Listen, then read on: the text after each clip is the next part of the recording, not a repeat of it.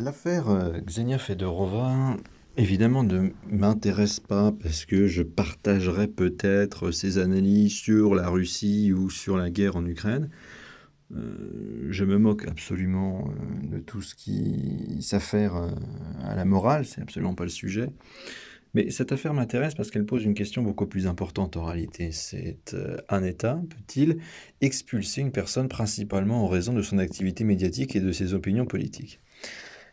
Ksenia Fedorova, elle a dirigé RT France. Donc c'est un média qui est financé par l'État russe. Elle intervient aujourd'hui dans plusieurs médias français, sur CNews notamment, et elle défend une lecture des événements internationaux dans un discours et dans un biais différent du récit officiel européen. Et donc le gouvernement français l'accuse de participer à la diffusion de récits russes destinés à déstabiliser la société française. Il y a d'ailleurs un arrêté d'expulsion qui a été pris contre elle le 21 juillet 2026. Elle a annoncé qu'elle le contesterait devant la justice, donc elle n'a pas encore été définitivement expulsée, mais au moins la volonté politique est assez claire. On peut évidemment considérer son discours comme biaisé, ne pas être d'accord, etc. On peut évidemment vérifier ces affirmations et dans un débat souhaiter de les réfuter publiquement, il n'y a aucun problème. Mais le problème réside dans le fait de réfuter une personne et utiliser contre elle la puissance administrative de l'État, qui sont en fait deux choses radicalement différentes, quoi. Et c'est ce passage de la contradiction à l'exclusion qui doit en fait nous inquiéter, puisque le mot propagande est souvent utilisé comme s'il suffisait à mettre fin à toute discussion, et il est également de même pour d'autres mots de vocabulaire du type facho, extrême droite, complotiste, voilà. Ce sont des mots valises en fait, des mots barrières, utilisés à outrance pour mettre fin à toute discussion avant même un début de probable discussion. Ksenia Fedorova serait donc une propagandiste russe et son expulsion deviendrait une mesure de salubrité démocratique. D'abord, qu'est-ce que la propagande? C'est la sélection de certains faits, leur intégration dans un récit politique et leur répétition afin d'orienter la perception du public. Et donc, sous cette définition, la propagande, elle ne peut pas être exclusivement russe. Tous les États présentent par définition leurs intérêts particuliers comme des principes universels. Tous fonctionnent et sélectionnent les informations qui valorisent leur politique et minimisent celles qui pourraient l'affaiblir. Donc, encore une fois, évidemment que, comment dirais-je, il y a une différence d'utilisation de propagande sur le quantitatif, je veux dire, entre différents pays, mais qualitativement, une propagande reste une propagande, que ce soit sévère, moins sévère, qui réprime ou non les opposants, bon voilà. Puisqu'un autoritarisme est un autoritarisme. Voilà, il n'y a pas de hiérarchie à faire des autoritarismes quelque part. Et donc le camp du bien fonctionne précisément par cette asymétrie, puisque lorsqu'un adversaire organise un récit politique, il fait de la propagande. Mais lorsque notre État organise un récit politique, c'est de la pédagogie, c'est de la communication, c'est de la défense démocratique, etc. Et donc la distinction ne repose absolument plus sur la vérité du contenu, mais sur l'identité de celui qui parle. Et donc une idée devient suspecte parce qu'elle vient du mauvais camp. Et donc à partir de là, il n'est même plus nécessaire de répondre aux arguments. Il suffit de qualifier les auteurs de pro-russes, de complotistes, d'extrémistes, d'agents d'influence, et le tour est joué, quoi. On a Albert Bandura qui parlait du désengagement moral pour décrire tous ces procédés qui permettent de justifier une action qui serait normalement considérée comme injuste. Et c'est exactement ce qu'on fait aujourd'hui au travers de l'État. C'est-à-dire qu'au lieu de dire on censure une journaliste, parce que c'est ça qu'ils font, hein, c'est censurer une journaliste, ils disent on neutralise une propagandiste. Voilà, ça passe mieux. On ne sanctionne pas une opinion, ça devient on protège la démocratie. Et puis, non, non, non, non, nous n'expulsons pas un adversaire politique, c'est on défend les intérêts fondamentaux de la nation. Donc le vocabulaire, en fait, il permet ainsi de rendre la contrainte moralement acceptable. Et derrière cette politique, en réalité, se trouve une conception profondément paternaliste de la population. Puisque pour l'État, le citoyen serait suffisamment rationnel pour voter, pour désigner ses représentants, participer à la souveraineté nationale. Et bien d'un autre côté, il est beaucoup trop fragile pour entendre une chroniqueuse qui a un discours inversé par rapport au récit officiel, et donc il y a un risque d'être manipulé. Donc d'un certain côté, on lui reconnaît le pouvoir de choisir un président, mais pas celui de confronter deux propagandes concurrentes. Et donc, encore une fois, cette contradiction révèle la conception réelle que les gouvernants se font de la démocratie. Le citoyen, en fait, il est souverain uniquement lorsqu'il choisit correctement, mais quand il s'écarte du récit dominant, son comportement est expliqué par tout un tas de choses, la désinformation, les réseaux sociaux, l'ingérence étrangère, l'irrationalité collective. Et donc, en fait, le pouvoir, il cherche plus seulement à convaincre la population, il cherche à organiser l'environnement dans lequel les opinions se forment. Nous avions d'ailleurs Jacques Ellul qui expliquait que la propagande moderne, elle ne consiste pas simplement à imposer un mensonge, ça consiste également à créer un environnement psychologique dans lequel certaines conclusions deviennent naturelles et presque automatiques. Et donc la propagande la plus efficace, c'est précisément celle qu'on ne reconnaît plus comme telle, parce qu'elle emploie le vocabulaire de nos propres institutions. Et donc en prétendant nous protéger de la manipulation russe, en réalité, l'État cherche à décider quelles manipulations seront autorisées et lesquelles devront être éliminées. Donc la question, c'est pas se demander si ce qu'affirme Xenia Fedorova est vrai, c'est cette affirmation est-elle compatible avec les intérêts politiques du camp auquel nous appartenons? Et le cas qu'on devrait étudier également, c'est pas forcément uniquement du côté de l'État, en se demandant mais comment c'est possible de faire ça? Bon, il y a un autre aspect de tout ça, c'est pourquoi la masse accepte cette logique? Parce qu'en fait, la population, elle adopte et accepte ce type de mesure uniquement parce que la cible, évidemment, a été préalablement placée en dehors du cercle moral. Nous avions d'ailleurs, et je l'ai nommé et cité dans une autre vidéo, alors je ne sais plus laquelle, mais on a les expériences de Solomon Asch qui ont montré la puissance du conformisme. C'est-à-dire qu'un individu peut nier ce qu'il voit lorsque l'ensemble du groupe soutient le contraire. C'est-à-dire que, imaginons, il y a un objet, un carré bleu, eh bien, le type qui voit le carré bleu, quand tous les gens autour de lui vont dire «Bah non, moi je vois un rond noir», et ben même celui qui voit le carré bleu va dire bah, je vois un rond noir. Donc il est en fait, il nie la vérité et le réel individuel au profit de l'ensemble du groupe finalement. Et dans le cas Fedorova, celui qui défend son droit à parler, tel que je fais là, hein, par exemple, hein, eh ben, je risque moi-même immédiatement d'être soupçonné de défendre ses idées et d'être moi-même associé à la Russie. Mais ça m'a déjà été fait comme problème. Notamment sur ma vidéo sur la corruption en Ukraine, j'ai été traité de tous les mots, pro-russe, collabo, en 40, t'aurais été avec les Allemands, enfin j'ai eu le droit à tout en fait. Et donc c'est pour cette raison que beaucoup en fait préfèrent se taire. Nous avions d'ailleurs Elisabeth Noël Neumann qui appelait ça très bien, d'ailleurs elle disait ça, la spirale du silence, c'est beau. Et donc qui raconte que lorsqu'une opinion paraît socialement dangereuse, et ben ceux qui la partagent arrêtent de l'exprimer. Et donc ce silence donne l'impression que le consensus est large, alors qu'il ne l'est pas réellement, ce qui renforce encore plus le conformisme. Et donc le camp du bien, il ne demande pas toujours l'interdiction explicite de toute opposition, mais il suffit de rendre la dissidence moralement coûteuse. Et donc Xenia Fedorova, elle devient une figure symbolique. Elle n'est même plus humaine en réalité. Elle incarne la Russie, la propagande, l'ingérence et la menace contre la démocratie. Et donc son exclusion, finalement, ça permet au groupe de se rassurer sur sa propre vertu. On avait d'ailleurs René Girard qui avait reconnu ici un mécanisme de bouc émissaire, en fait. C'est-à-dire que la communauté projette ses inquiétudes sur une figure isolée et retrouve une forme d'unité en l'excluant.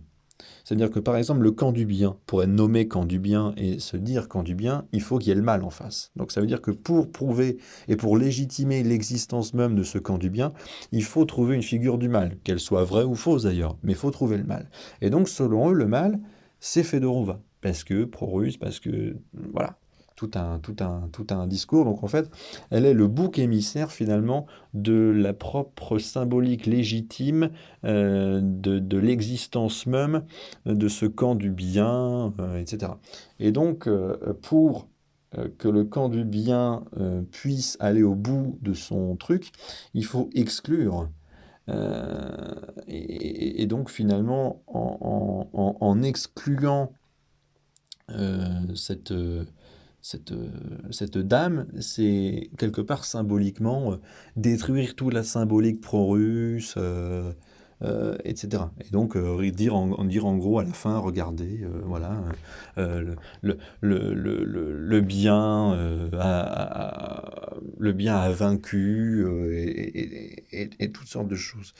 Et ça retrouve une forme d'unité, voilà, c'est ce que dit René Girard. Et l'expulsion finalement d'une chroniqueuse, en réalité, quand on réfléchit bien, ça supprime absolument pas la propagande russe. Mais ça offre surtout au pouvoir une démonstration visible de fermeté. Et en fait, un sujet sur lequel je voulais parler également dans ce module, dans ce podcast, c'est la puissance assez sélective de l'État. Parce que cette affaire, en fait, elle révèle beaucoup de choses. L'État français, il paraît souvent incapable de faire appliquer ses propres décisions d'éloignement. C'est-à-dire que nous avons toute une flopée d'OQTF finalement qui sont encore sur le territoire parce que le truc est inexécuté pendant des mois ou des années à cause de recours, l'absence de documents consulaires, le pays d'origine refuse toute coopération ou même des fois la disparition des personnes concernées. C'est-à-dire que ça arrive et dit bah lui il doit dégager, ouais mais on sait pas où il est disparu.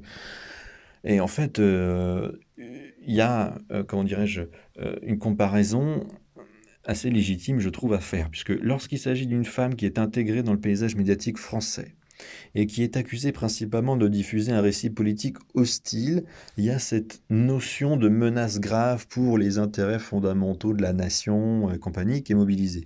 En revanche, lorsque nous avons directement des individus qui sont déjà condamnés pour des violences graves et qui doivent être éloignés, là, la machine administrative, bon, elle est assez impuissante. D'ailleurs, c'est ce que j'avais répété dans le tout début de cette vidéo d'1 heure et demie sur la PEDO criminalité au travers de l'affaire Liana. Cette affaire Liana a permis de relancer la machine de 70 000 dossiers occultés.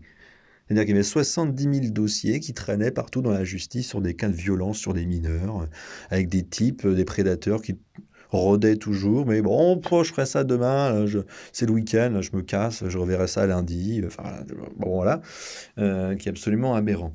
Pareil, nous avions eu l'affaire Philippine qui nous a fourni une illustration assez dramatique, puisque le suspect de son... Enfin, le meurtrier, finalement, avait déjà été condamné pour V, et il devait être éloigné après sa sortie de prison. Il y a eu un problème de laissez-passer consulaire qui n'a pas été obtenu dans les délais. Il a été libéré, assigné à résidence. Après, il avait disparu. Et puis, le drame est arrivé, quoi. Lola, même chose. Et donc, l'État, en fait, échoue complètement à neutraliser un danger physique, alors que en ce qui concerne un danger pour lui idéologique, là par contre, il peut utiliser tous les moyens possibles et inimaginables. Et donc il choisit finalement les domaines dans lesquels il souhaite paraître puissant. La parole est une cible politiquement rentable parce que c'est visible, personnalisable et ça permet au gouvernement de mettre en scène sa fermeté.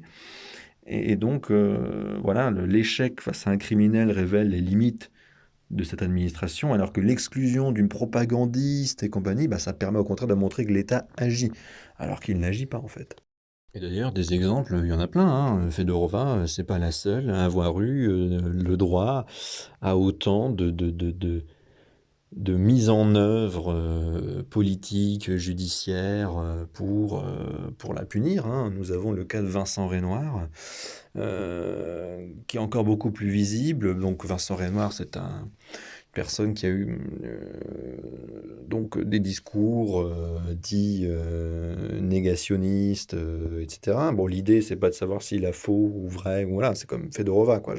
Je m'intéresse pas, en tout cas dans cette vidéo, à ce qui est dit verbalement. Moi, ce qui m'intéresse, c'est surtout le contexte autour et ce qui est fait pour punir, en gros, ces personnes.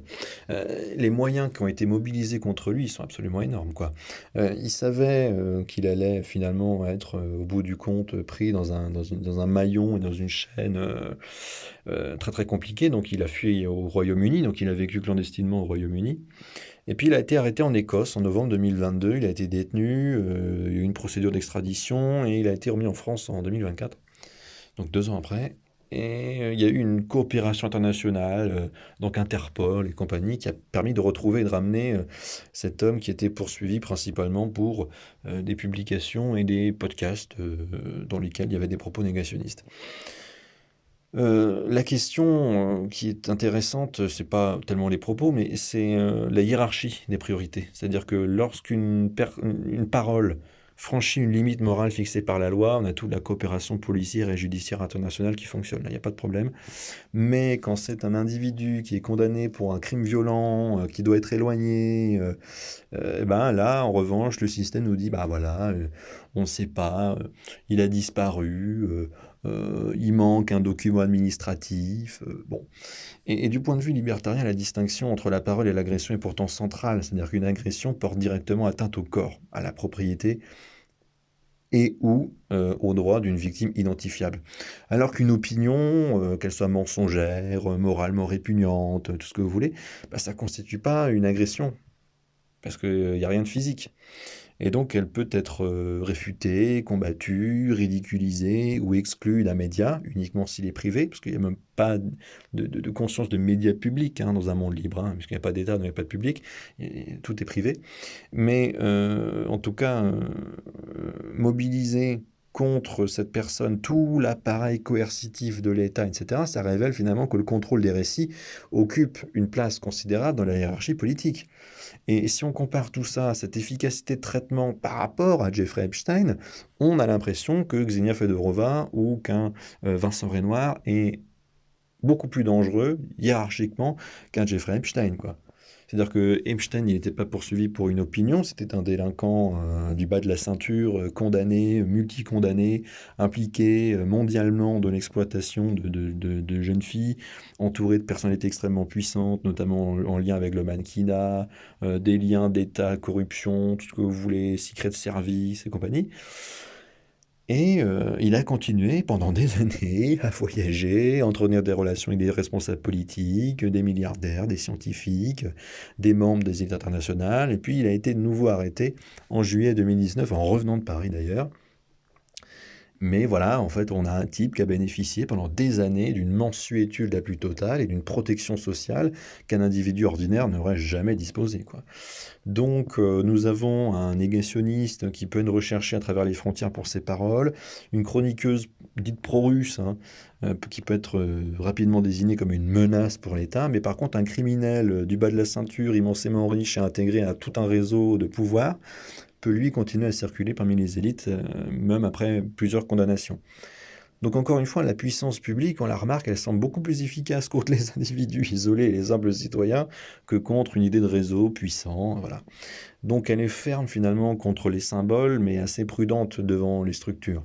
Et donc elle poursuit facilement une parole qui est dite moralement condamnée, mais en revanche devient lente, hésitante, lorsque ça se rapproche d'intérêts établis. Donc,